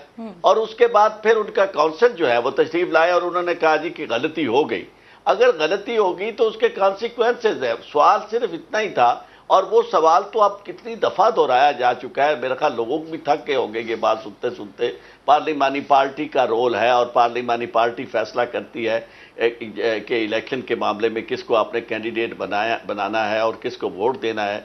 और यहाँ इस मामले में पार्लिमानी पार्टी फैसला कर चुकी थी और वो फैसला पहली दफ़ा नहीं हुआ था, यानी ऑलरेडी चूँकि ये इलेक्शन पहली दफ़ा तो हो नहीं रहा था, इससे पहले कैंडिडेचर वाला मामला तय हो गया था। उसके बाद इलेक्शन में आप गए और वो इलेक्शन का बाइकाट हो गया, तो नेक्स्ट सेकंड फेज इसे लिखा गया है कि second pole of the election for chief minister. तो जब ये सेकंड पोल है तो सेकंड पोल में आप कैंडिडेट नहीं बदल सकते, आप हिदायत भी नहीं बदल सकते। फॉर ऑल प्रैक्टिकल पर्पजेज जो पार्टी हेड थे वो फंक्शनस ऑफिसर थे, अगर उनका कोई रोल था तो वो उस वक्त तक था जब पार्लिमानी पार्टी को उन्होंने हिदायत देनी थी कि ये फैसला करें। पार्लिमानी पार्टी को उन्होंने हिदायत दी, फैसला हो गया, कैंडिडेट बन गया, कैंडिडेट बन के वोटिंग में चला गया। उसके बाद आप आउट ऑफ ब्लू जो है वो निकाल रहे हैं letter deputy speaker. Deputy speaker was not suppose to have any dialogue और any confirmation whatsoever from the party head. वो पार्टी, उनका काम ये था कि वो कंफर्म, यानी जो मेंबर्स हैं ان کے پاس وہ انفارمیشن آتی اور جو اس کی کاپی جاتی ان کے پاس, اور جب کاپی جاتی تو وہ پڑھ کے سناتے اور کہتے ہیں کہ جی یہ مجھے پتا چلا ہے کہ آپ کو یہ لیٹر آ گیا. اب آپ نے کانسیکوینسز دیکھنے کہ اگر آپ نے ووٹ کسے ڈالنا ہے کسے نہیں ڈالنا. اس کے بعد جب آپ اسے انتظار کرتے ہیں اس بات کا کہ جی پہلے ووٹ کاسٹ ہو جائے اور پھر ان کو سزا دی جائے, تو ایسی بات کہیں دنیا میں لکھی ہوئی نہیں ہے. جن کیسز کا یہ حوالہ دے رہے ہیں اور جنہیں یہ ساتھ ملا کے کرنا چاہتے ہیں وہ ہو نہیں سکتا. اس کی وجہ یہ ہے کہ فائنلٹی آف ججمنٹ کا پرنسپل جو ہے اسے کوئی کورٹ جو ہے وہ ختم نہیں کر سکتی. جب ایک دفعہ ایک ججمنٹ پاس ہو گئی ہے تو اس کے اوپر ریویو جو ہے اس کی لمیٹڈ سکوپ ہے, اس کو کوئی بہت زیادہ پوری ججمنٹ کو کھولا نہیں جا سکتا. اب آپ یہ کہہ رہے ہیں کہ فلاں کیس جو ہے اس کو بھی ساتھ ملا دیا جائے, فلاں کو بھی اس کے ساتھ ملا دیا جائے, تو اب کورٹ کو آپ اس حد تک اگر لے جائیں گے تو مجھے پھر یہ بتائیں کہ کس کے پاس جائیں گے اب رہنمائی کے لیے. یعنی چیف جسٹس ہے اور اسی نے بنانے ہیں, انہوں نے ہی بنانے ہیں بینچز. چیف جسٹس نے کہہ دیا کہ جی یہ بینچ یہی بینچ فیصلہ کرے گا, تو آپ کا کام ہے عدالت کے سامنے جائیں. محض اس وجہ سے کہ اسپیکولیشن کی بنیاد پر آج تک کبھی ایسا نہیں ہوا تھا کہ ساری پارٹیاں اکٹھی ہو کر یہ فیصلہ حکم دیں کہ ہم آپ سے یہ کہتے ہیں کہ چونکہ آپ نے ہماری بات نہیں مانی, پی ڈی ایم کے سربراہ کہتے ہیں اس لیے ہم آپ کی بات نہیں مانیں گے. کیا ہم سارے برابر ہو گئے ہیں؟ یعنی کورٹ اور یعنی جو عام آدمی ہے جو لٹیگنٹ ہے, پہلی بات تو یہ وہ لٹیگنٹ ہی نہیں ہے جو اس معاملے میں بات کر رہے ہیں. لیکن یہ کہ اگر چلو انہیں مان لیا جائے کہ جی وہ ساری پولیٹیکل پارٹیز مل کے جو ہے وہ لٹیگنٹ ہیں, تو پھر بھی آپ نے یہ دیکھنا ہے کہ کورٹ کا کام ہے آربیٹر کا. آربیٹر جو ہے جب اس کو آپ فیصلے کے لیے کہتے ہیں تو پھر آپ نے دیکھنا ہے اپنی حد تک جو آپ کی ریزرویشنز ہوتی ہیں آپ ان کے سامنے لاتے ہیں اور اس کے بعد ان سے توقع کرتے ہیں کہ وہ اسے ایڈریس کرتے ہیں. جب وہ فائنلی فیصلہ دے دیتے ہیں تو پھر آپ عارف صاحب آپ نے ایک بات کی سر, میں تھوڑی سی وضاحت چاہوں گی, غالباً شاید اگر میں صحیح نہیں سن سکی تو آپ دوبارہ اس کو کلیئر کر دیں گے. آپ یہ کہہ رہے ہیں کہ جو پارٹی سربراہ کا استحقاق تھا وہ اس وقت تھا جب تک پارلیمانی جو پارٹی ہے اس میں سے کینڈیڈیٹ مقرر نہیں ہوا تھا, اس سے پہلے تک ان کا استحقاق تھا. جب یہ مقرر ہو گئے, ووٹنگ ہو گئی, تو تب استحقاق ختم ہو گیا. آپ یہ بات کر رہے ہیں قانونی طور پر؟ نہیں, تھوڑا سا میں اس کی وضاحت کر دوں. پارٹی ہیڈ جو ہے جی وہ اس کی بہت حیثیت ہے پارٹی کے فیصلوں کے. ایون پارلیمانی پارٹی جو ہے اس کے اوپر بھی وہ اثر انداز ہوتا ہے, لیکن پھر اثر انداز ہو کے وہ فیصلہ کرواتا ہے. فیصلہ جو ہے وہ اسے ڈائریکشن اس میں آتی ہے. پارلیمانی پارٹی فیصلہ کر کے کہتی ہے کہ جی یہ ڈائریکشن ہے پارلیمانی پارٹی کی کہ فلاں شخص کو ہم نے ووٹ دینا ہے. یہ ہو language simple and pure language اس کی آرٹیکل 63A جو رومن 2 ہے. تو اس کے بعد یعنی بی کی, تو اس کے بعد ان کا کام ہے ووٹ دینا. اب دوسری بات اس وقت شروع ہوتی ہے جب کوئی وائلیٹ کرتا ہے ممبر وہ پارلیمانی پارٹی کی ڈائریکشن, تو اس کے بعد پارلیمانی پارٹی جو ہے وہ یہ معاملہ بھیجتی ہے پریزیڈنٹ کے پاس, پارٹی کے سربراہ کے پاس, کہ یہ تھی ہماری پارلیمانی پارٹی کی اجتماعی رائے کہ فلاں کو ہم نے ووٹ دینا ہے, لیکن فلاں ہمارا ممبر جو ہے اس نے ڈیویٹ کیا ہے, اس نے ہماری اس ڈائریکشن کو نہیں مانا. تو پھر اس کے بعد اس نے ڈیکلیریشن دینا ہے, اور وہ ڈیکلیریشن اس وقت دینا ہے جب وہ ممبر کو کال کرے گا, اس سے ایکسپلینیشن کال کرے گا کہ جناب آپ کو یہ ڈائریکشن پارٹی کی ملی تھی, پارٹی کی پارلیمانی پارٹی کی, تو آپ نے کیوں ووٹ نہیں دیا اس طرف. تو اس کے بعد اگر وہ مطمئن نہیں کر سکتا تو پھر وہ ڈیکلیریشن جائے گا, وہ جاری کر کے بھیجے گا اس کے پاس, یعنی الیکشن کمیشن کے پاس. پھر الیکشن کمیشن فیصلہ کرے گا. یعنی تو اس میں معاملہ یہ ہے کہ آپ نے ساری کی ساری بات سب کو نظر آ رہی. ایسا اگر ہو جائے دنیا میں, آج ہم یہ اصول ایک دفعہ طے کر لیں, مجھے اس سے کوئی غرض نہیں, میں بالکل نہیں ایگری کرتا کہ جو پہلا فیصلہ تھا جس میں انہوں نے کہا جی کہ ان کے ووٹ جو ہیں وہ کاؤنٹ ہی نہیں ہوں گے, اس پہ ریزرویشنز ہیں لوگوں کو, لیکن اس کیس کے ساتھ اسے نہ کنیکٹ کیا جا سکتا ہے اور نہ اس بنیاد پر اس کا بائیکاٹ کیا جا سکتا ہے. اور بائیکاٹ کون کر رہا ہے؟ گورنمنٹ کر رہی ہے, اور بیٹھے کہاں دھمکی دے رہے ہیں ایوان حکومت میں. تو اس سے زیادہ لالیسنس کیا ہو سکتی ہے کہ پی ٹی آئی والے تو باہر نکلے ہوئے ہیں, میں تو انہیں بھی کبھی انڈورس نہیں کرتا. سر یہ بھی وضاحت کر دیجیے گا کیونکہ ایگزیکٹلی سیم ایپیسوڈ ہے, تو سر کیوں کنیکٹ کیوں نہیں کیا جا سکتا, یہ بھی ذرا واضح کر دیجیے گا. کیا فرمایا آپ نے, کیا نہیں کیا جا سکتا؟ میں آپ سے پوچھ رہی ہوں, آپ کہہ رہے ہیں نا کہ کیا کنیکٹ سوال آپ نہیں کا؟ کیا جا سکتا. جو پہلے 25 اراکین تھے وہ منحرف ہوئے, ان کو ڈی سیٹ کروایا پی ٹی آئی نے. آپ یہاں پر کہہ رہے ہیں کہ جو 10 اراکین ہیں ان کے ووٹ کاؤنٹ نہ ہو, یہ والی اس کو کنیکٹ نہیں کیا جا سکتا پچھلے کیس سے سر؟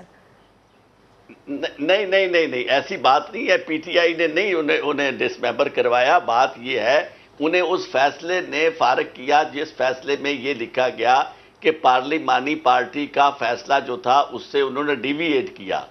تو اس پارلیمانی پارٹی کے اندر خود عمران خان بھی تھے اور وہاں ذکر بھی پارلیمانی پارٹی کا ہی آیا ہے.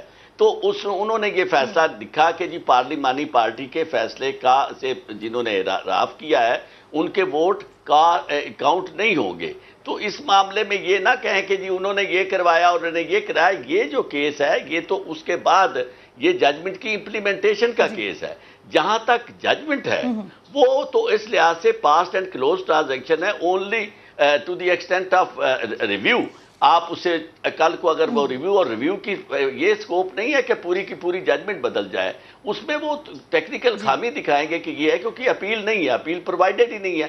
یا انہیں لا کے لیجسلیٹر جو ہیں انہیں ریویو کی بجائے ایک اس طرح کے جو آرٹیکل 184(3) جو ہے اس میں اگر کوئی گنجائش پیدا کر سکتے ہیں تو اس کو امینڈ کریں, اس میں اپیلیبل بنائیں یا اس اختیارات کو کرٹیل کریں کہ کن کن معاملات میں یہ نہیں کر سکتے. پارلیمنٹ کے پاس اختیار ہے لیکن جب آپ یہ اختیار دیتے ہیں اہم ایشو ہے اس معاملے میں تو پھر عدالت کی 63 ہے کہ جو پریزیڈنشل ریفرنس کا فیصلہ ہے وہ شاید اس تمام کرائسس کی بنیاد بنائے. جب 63 ہے کہ پریزیڈنشل ریفرنس کے اوپر سپریم کورٹ کے 5 رکنی بینچ نے 3-2 سے یہ کہا کہ وہ ووٹ کاؤنٹ ہی نہیں ہوگا.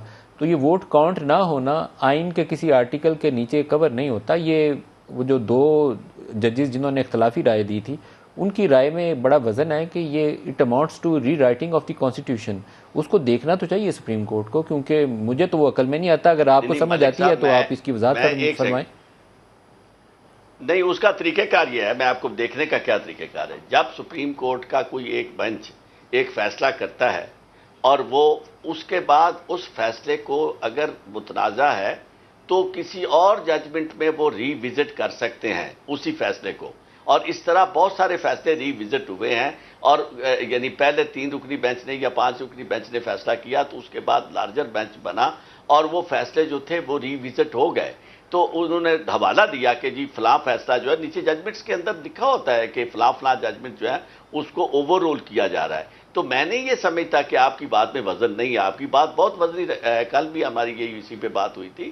یہ فیصلہ جو ہے اس کو بہت سارے لوگ جو ہے متنازع سمجھ رہے ہیں کیونکہ بھئی جب ووٹ آپ ان کا کاسٹ ہی نہیں ہونے دیتے تو پھر سزا کس کی, دونوں میں سے ایک چیز. اور پھر ووٹ آف نو کانفیڈنس کا کانسیپٹ کیا, یہ ساری چیز جو ہے یہ توجہ طلب ہے, تشریح طلب ہے. لیکن اب معاملہ یہ ہے کہ جب وہ فیصلہ کر چکے ہیں اور اس فیصلے کی امپلیمنٹیشن کا معاملہ آیا ہے تو اس وقت آپ یہ کہیں کہ جی پہلے اسے کر لیں اور اس کے ورنہ دیکھیں میں آپ کو کروں آرٹیکل 69. سر آپ کی بات ایز اے میٹر پرنسپل عارف صاحب صحیح ہے. مطلب سپریم کورٹ کو اتنا ایک متنازع پوزیشن میں نہیں کھڑا کرنا چاہیے کہ آئندہ سے ہم فیصلہ کروانے کے لیے ڈھونڈیں کہ کس ادارے کے پاس جانا ہے. لیکن اس فیصلے کی جو امپلیکیشن ہے وہ پاکستان کی قانون سازی کے عمل کے اوپر آپ دیکھیں کہ کتنی بڑی ہے. میں نے کل آپ کو پروگرام میں اسٹیٹ بینک لاء کا حوالہ دیا تھا, اس کے اوپر تمام جماعتوں کے تحفظات تھے. لیکن اگر اسی قانون کو سامنے رکھیں تو پارٹی لائن سے خلاف تو آپ ووٹ ہی نہیں کر سکتے. تو سب کو پارٹی لائن کے مطابق اس کے حق میں ووٹ کرنا, چاہے آپ لاء پسند کریں یا ناپسند کریں. اسی طریقے سے پاکستان میں کئی اور ایشوز ہیں, شریعہ کمپلائنٹ لاز کے ایشوز ہیں. پارٹی لائن کہہ دے کہ آپ حق میں ووٹ کریں تو آپ اس کے خلاف ووٹ نہیں کر سکتے. تو یہاں پہ میرے کافی کنسرنز ہیں. اسی طرح ووٹ آف نو کانفیڈنس, اس کا کنسیپٹ ایگزسٹ ہی نہیں کرے گا, ختم ہو جائے گا, ڈائی ڈاؤن ہو جائے گا. اس کے بعد جس دن اکثریتی جماعت کے اوپر آپ وہ ختم کر دیں گے, وہ ونڈو ہی بند کر دیں گے کہ اس کے خلاف کوئی نو کانفیڈنس آ سکتی ہے. یہ چیپٹر بند نہیں ہونا چاہیے, صرف لوٹا کریسی کے اوپر رولز وضع ہونے چاہیے. نہیں, بات آپ کی بڑی وزنی ہے. میں آپ کو ایک عرض کرتا ہوں کہ آرٹیکل 69 جس کی وجہ سے یہ ایک حد ڈرا کی گئی پارلیمنٹ کی کے اختیارات کی اور عدالت کے اختیارات کی کہ جی ایک حد آپ کے اختیارات کی, ایک ہماری ہے. عرصہ دراز سے یہ چیز چلتی آ رہی ہے کہ ہر جگہ ٹرانسگریشن ہوتی ہے, ایک دوسرے کے اختیارات میں تجاوز کیا جاتا ہے. اب یہ کام پارلیمنٹ کا ہے کہ ونس فار آل اسے طے کر دے کہ یہ ایشوز جو ہیں ان میں آپ نے مداخلت نہیں کرنی، لیکن آئین میں جب طے ہو گیا اس کے بعد مداخلت کرانے کے لیے خود آپ چلے جاتے ہیں وہاں آرٹیکل 69، اور پھر جب تک پولیٹیکل سٹیبلٹی نہیں آتی، یہ بات صحیح ہے، آپ کا جس سیاسی جماعت کو سوٹ کرتا ہے وہ فوج کے پاس چلی جاتی ہے، جس کو سوٹ کرتا ہے وہ عدلیہ سے راستہ ڈھونڈتی ہے. یہ بات صحیح ہے، یہ کمزوری ہمارے پولیٹیکل لیڈرز کے اندر ہے. پارلیمنٹ کا پارلیمنٹ نے اتنے فیصلے کرنے ہیں ملک صاحب ان دنوں میں. یہ جو ایشوز ہیں آرٹیکل 63 اور 62 جو ہے میرے نزدیک بہت زیادہ متنازع ہیں. میں آئی ڈونٹ لائک دس کہ آپ نے کس طرح کا معیار رکھ دیا ہے اس سوسائٹی میں جہاں سارے لوگ یعنی کچھ کامن سینس بھی ہونی چاہیے کہ جناب فلاں جو ہے وہ نان پروفلیگیٹ ہو اور جناب صادق اور امین ہو. کیا صادق اور امین ہوگا؟ سیدھی سیدھی بات کریں کہ بھئی یہ ڈسکوالیفیکیشن ہے. سبجیکٹیوٹی جب آ جائے گی یہ تو اسے آئین اور قانون تحفظ نہیں دیتا اور نہ دینا چاہیے. ان سارے لفظوں میں سیگاسٹی میں نان پروفلیگیٹ میں اور یہ سارے لفظوں میں سبجیکٹیوٹی ہے، آبجیکٹیو نہیں ہے. آبجیکٹیوٹی وہ ہوتی ہے جہاں سیدھا سیدھا ایک ٹچ سٹون پہ آپ رکھ کے کہیں کہ جی یہ شخص ہے، اس نے یہ ایسا کیا ہے تو اس کو یہ سزا ہے یا یہ نااہل ہے. آپ ایسی باتیں کر دیتے ہیں کہ جب ایک شخص کو آپ سامنے عمران خان کے بارے میں آپ فیصلہ دے دیتے ہیں کہ جی وہ صادق اور امین ہے، دوسرے کے بارے میں کہتے ہیں جی وہ ہمیشہ کے لیے صادق اور امین نہیں ہے. تو یہ چیزیں ساری آپ کے معاملات کو خراب کر رہی ہیں اور آج اس حد تک چیزیں بن گئی ہیں، لوگوں کو موقع مل رہا ہے بات کرنے کا. لیکن اس میں خاص طور پہ ذمہ داری پولیٹیکل پارٹیز کی ہے، سٹیک ہولڈرز کی ہے، جن کا یہ سٹیک ہولڈرز عوام کو تو سمجھتے نہیں ہیں. عوام کو تو انہوں نے اس لیے رکھا ہے تختہ مشق کہ جناب آپ کی بنیاد پر ہم نے یہ ساری آپس میں کرنی ہے. یہ جو لڑائی ان کی ہے اس لڑائی کے نتیجے میں پاکستان خدا نہ خواستہ کس سطح پہ پہنچ گیا ہے، اس کا یہ کنسرن آپ کا بھی ہے، میرا بھی ہے، ہر ایک کا ہے. تو اس وقت یہ لڑائی کم از کم موجودہ حکومت کو سوٹ نہیں کرتی. آپ حکومت میں بیٹھے ہیں اور آپ کہہ رہے ہیں کہ جی عدالت کو ہم نہیں مانتے اور عدالت کو پہلے دھمکی دے رہے ہیں کہ جناب اگر یہ ہم کریں گے تو ہم بائیکاٹ کریں گے. بھی اس طرح نہیں ہے. عارف صاحب sorry to interrupt you sir, مجھے ایک بریک کی کال دی جا رہی ہے. بریک سے واپس آ کے سر اس بات کو آپ کنٹینیو کیجیے گا پلیز. اس وقت کچھ امپورٹنٹ پوائنٹرز بھی آ رہے ہیں میرے پاس، سوچ رہے ہیں آپ لوگوں کو بتا بھی دوں. چلتے چلتے آرمی چیف کی تقرری قبل از وقت کر دینے میں کوئی ایسا، ابھی تھوڑی دیر پہلے صدر مملکت نے جرنلسٹ سے ملاقات کی ہے اور اس ملاقات میں انہوں نے یہ بات کی ہے کہ ایسا ہونے پر کوئی اعتراض نہیں ہے. وزیر اعظم سے اچھے تعلقات ہیں، کئی ملاقاتیں بھی ہو چکی ہیں. مزید کیا گفتگو ہوئی ہے اس پر بات کرتے ہیں. اس کے علاوہ کورٹ پروسیڈنگز کے حوالے سے ساری ٹرانسمیشن ہماری چل رہی ہے. بریک کے بعد واپس آتے ہیں.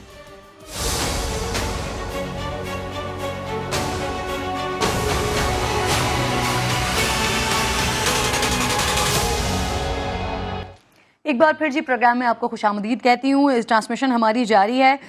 ایک طرف جو وزیر اعلیٰ کے انتخاب کا کیس ہے اس پر دوبارہ سے پروسیڈنگز کا آغاز ہو گیا ہے. آدھے گھنٹے کی جو 1.5 گھنٹے کا آلموسٹ بریک لیا گیا تھا، اس کے بعد دوبارہ آغاز ہو گیا. اور دوسری طرف اب سے کچھ دیر پہلے ملاقات کی ہے صدر صاحب نے جرنلسٹ کے ساتھ اور بڑی امپورٹنٹ گفتگو کی ہے. خالد عظیم صاحب بھی مجھے جوائن کر چکے ہیں ٹرانسمیشن میں. خالد صاحب صبح سے ہم آپ کو مس کر رہے تھے. سر آپ ایوان صدر گئے ہوئے تھے، بڑی امپورٹنٹ باتیں کی ہیں، کیا گفتگو رہی ہے، ذرا تفصیل دیجیے سر.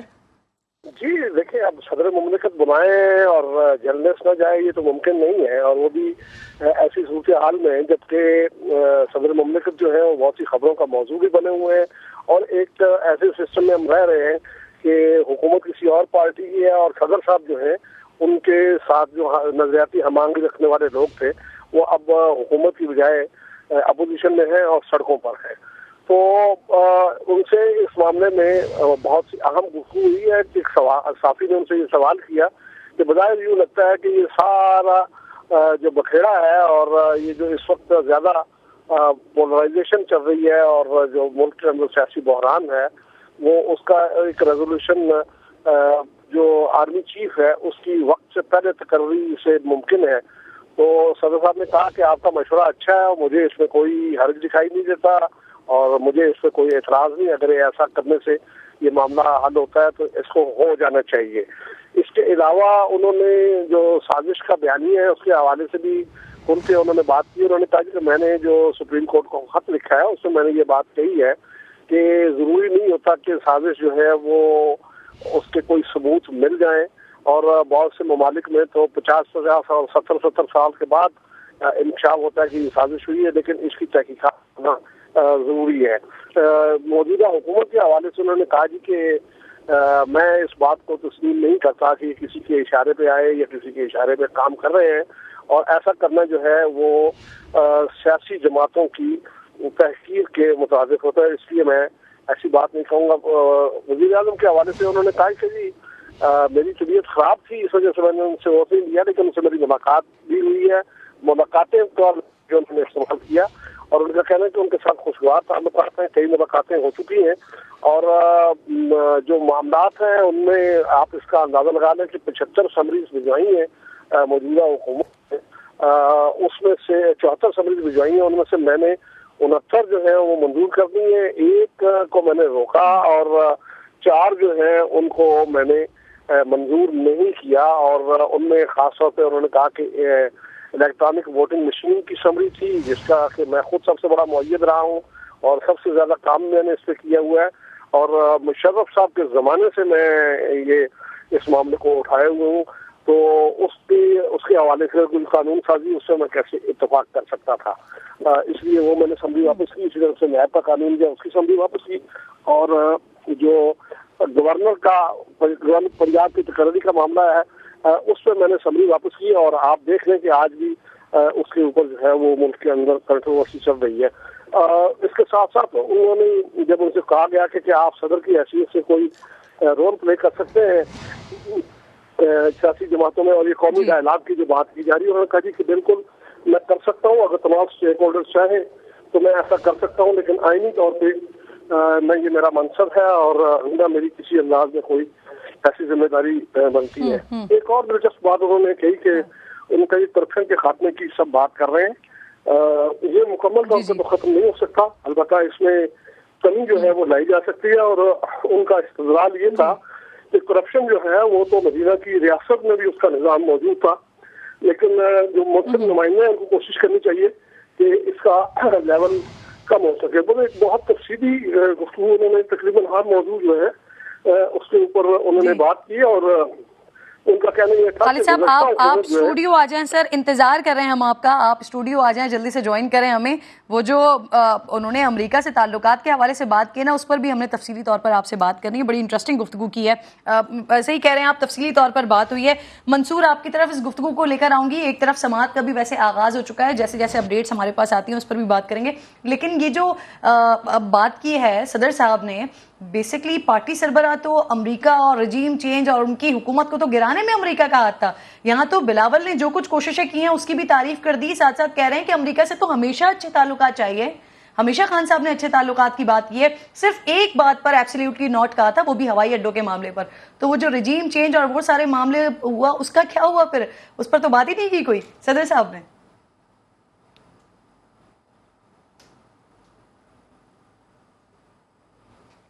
منصور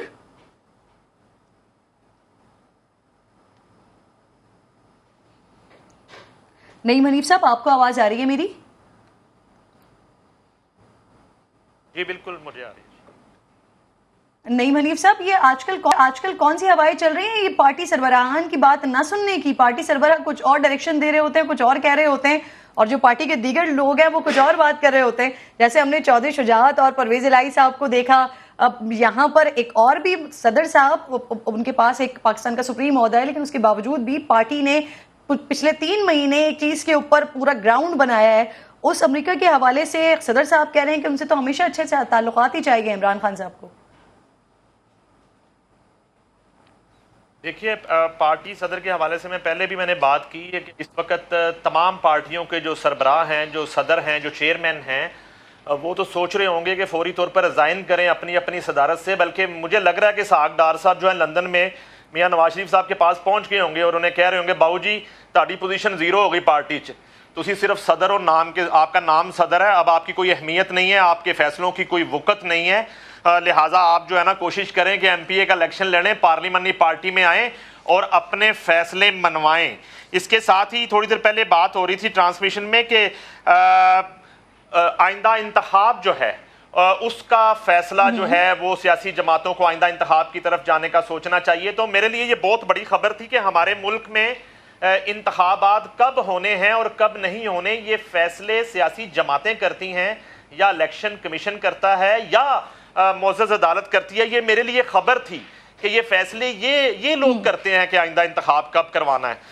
چونکہ مجھے میرے پاس جو اطلاعات تھی کہ فیصلے کہیں اور سے ہوتے ہیں کہ کب ضرورت محسوس کی جائے گی آئندہ انتخاب کی اور کب اسمبلیاں تحلیل ہوں گی, کس کے حکم پر اسمبلیاں جو ہیں وہ تحلیل کی جائیں گی اور آئندہ انتخابات کا شیڈول آئے گا.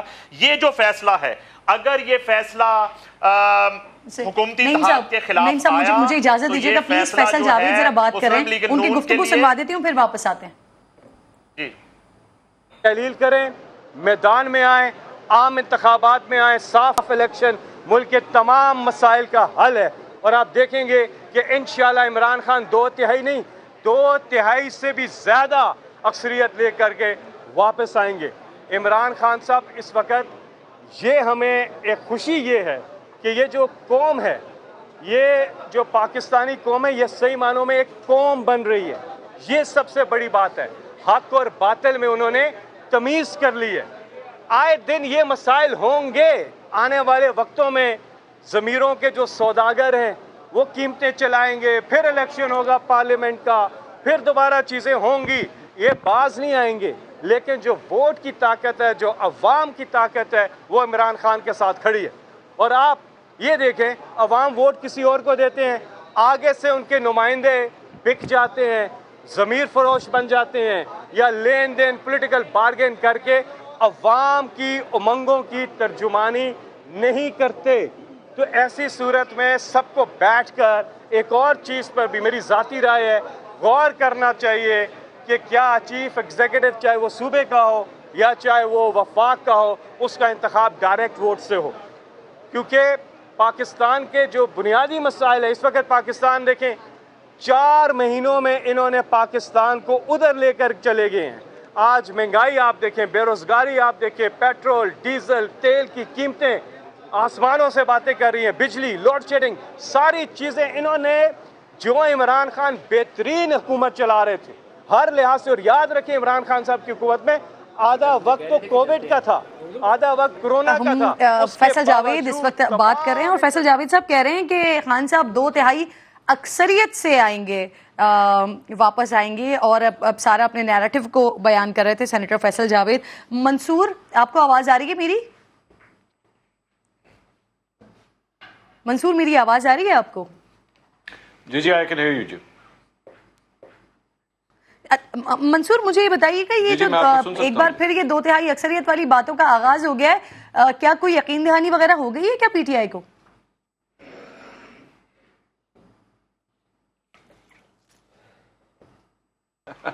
نہیں, میرے خیال میں اس میں there's nothing surprising about it. یہ تو کافی مہینوں سے ہر بار یہی بات کرتے ہیں کہ جی 2/3 میجورٹی ہمیں ملے گی, اور اس کے بعد صدارتی نظام جو ہے وہ تو obviously وہ جو الٹیمیٹ گول ہے وہ تو صدارتی نظام ہے کہ ہم نے صدارتی نظام کو لے کر آ رہا ہے. لیکن میں 2-4 چیزیں جو ہم پچھلے تقریباً 1 گھنٹے میں ڈسکس کر رہے تھے, مجھے موقع نہیں مل سکا کہ میں اس کے اوپر کامنٹ کر سکوں.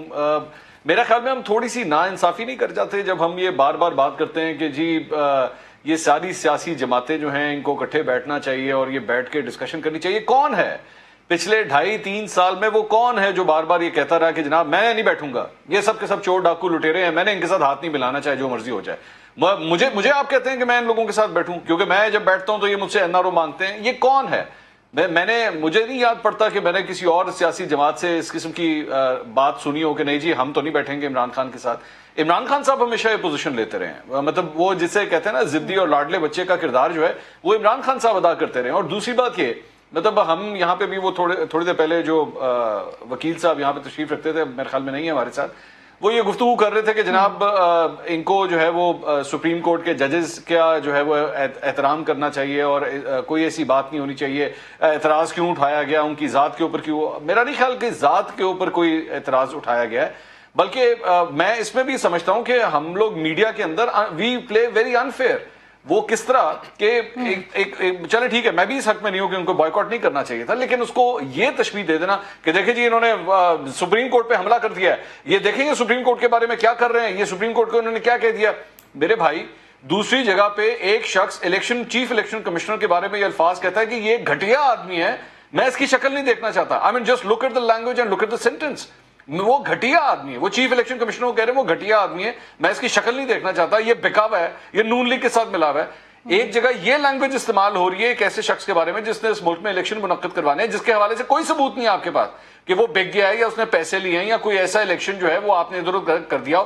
ایک ریسنٹ میموری میں ایک الیکشن ہے جو بہت کنٹروورشل ہوا تھا، وہ تھا ڈسکا کا، اور اس میں حکومت آپ کی تھی، پاکستان تحریک انصاف کی حکومت تھی، اور اس کے بعد جو اس کی رپورٹ آتی ہے وہ یہ بتاتی ہے کہ پوری طرح حکومتی مشینری کا استعمال کر کے آپ نے پریزائڈنگ آفیسرز ہی غائب کر دیے، پولنگ کا عملہ ہی غائب ہو گیا وہاں سے، اور اس کے بعد you have the guts to actually say کہ جی چیف الیکشن کمشنر کی شکل دیکھیں کتنا گھٹیا آدمی، میں اس کی شکل نہیں دیکھنا چاہتا۔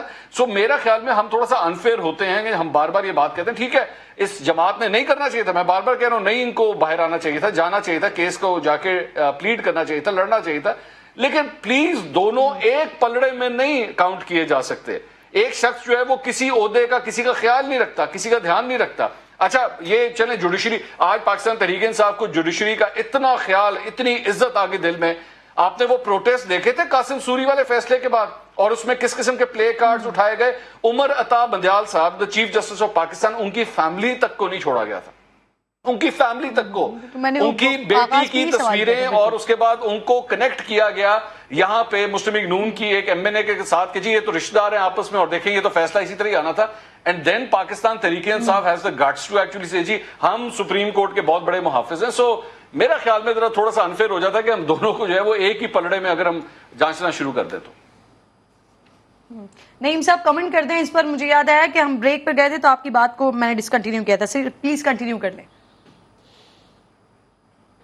میں صرف کرن یہ کہہ کے بات ختم کرنے والا تھا کہ یہ جو فیصلہ ہے اگر یہ مسلم لیگ نون اور حکومتی اتحاد کے خلاف آتا ہے تو یہ فیصلہ مسلم لیگ نون کے لیے آئندہ کیمپین میں رجیم چینج خط ثابت ہوگا۔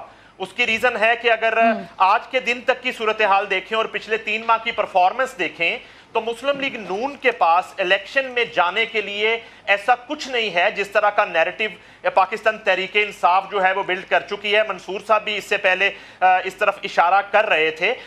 یہ بہت بڑا ایک، اور منصور صاحب کا جو کہنا تھا وہ یہ تھا کہ جب میاں نواز شریف کی حکومت کو بذریعہ کورٹ ختم کیا جا رہا تھا اور میاں نواز شریف کو گھر بھیجا جا رہا تھا، اس وقت اس طرح کی مزاحمت سامنے نہیں آئی۔ جب ایک وزارت اعلیٰ کے لیے پوری مسلم لیگ نون اور اتحادی جماعتیں ایون ساتھ کھڑی ہو گئی ہیں، ان کو بھی ایک رجیم چینج خط چاہیے جس کا وہ انتظار کر رہے ہیں۔ یہی وجہ ان کے بائیکاٹ کرنے کی۔ اور ایک بس ذاتی میں اپنی تکلیف آپ سے شیئر کرنا چاہوں گا، کیونکہ میں جو ہے وہ معزز ججز کا بڑا احترام کرتا ہوں، اور یہ خاص طور پہ 3 رکنی جو بینچ ہیں یہ میرے ہیروز ہیں، اور میرے ہیروز کے اوپر عدم اعتماد ہوا ہے تو کتنا اچھا ہوتا کہ یہ سماعت یہیں پر روک کر جو ہے میرے جو ہیرو ہیں، قومی ہیروز، وہ اپنی پوزیشن کو پہلے کلیئر کرتے، چند گھنٹے کی سماعت اس الزام پر کر لی جاتی جو الزام ان پر لگ رہا ہے اور عدم اعتماد کیا جا رہا ہے حکومتی اتحاد کی طرف سے۔ وہ پہلے اپنی پوزیشن کو کلیئر کرتے، اس پر دلائل لیتے، اس پر آرگومنٹ کرتے کہ کیا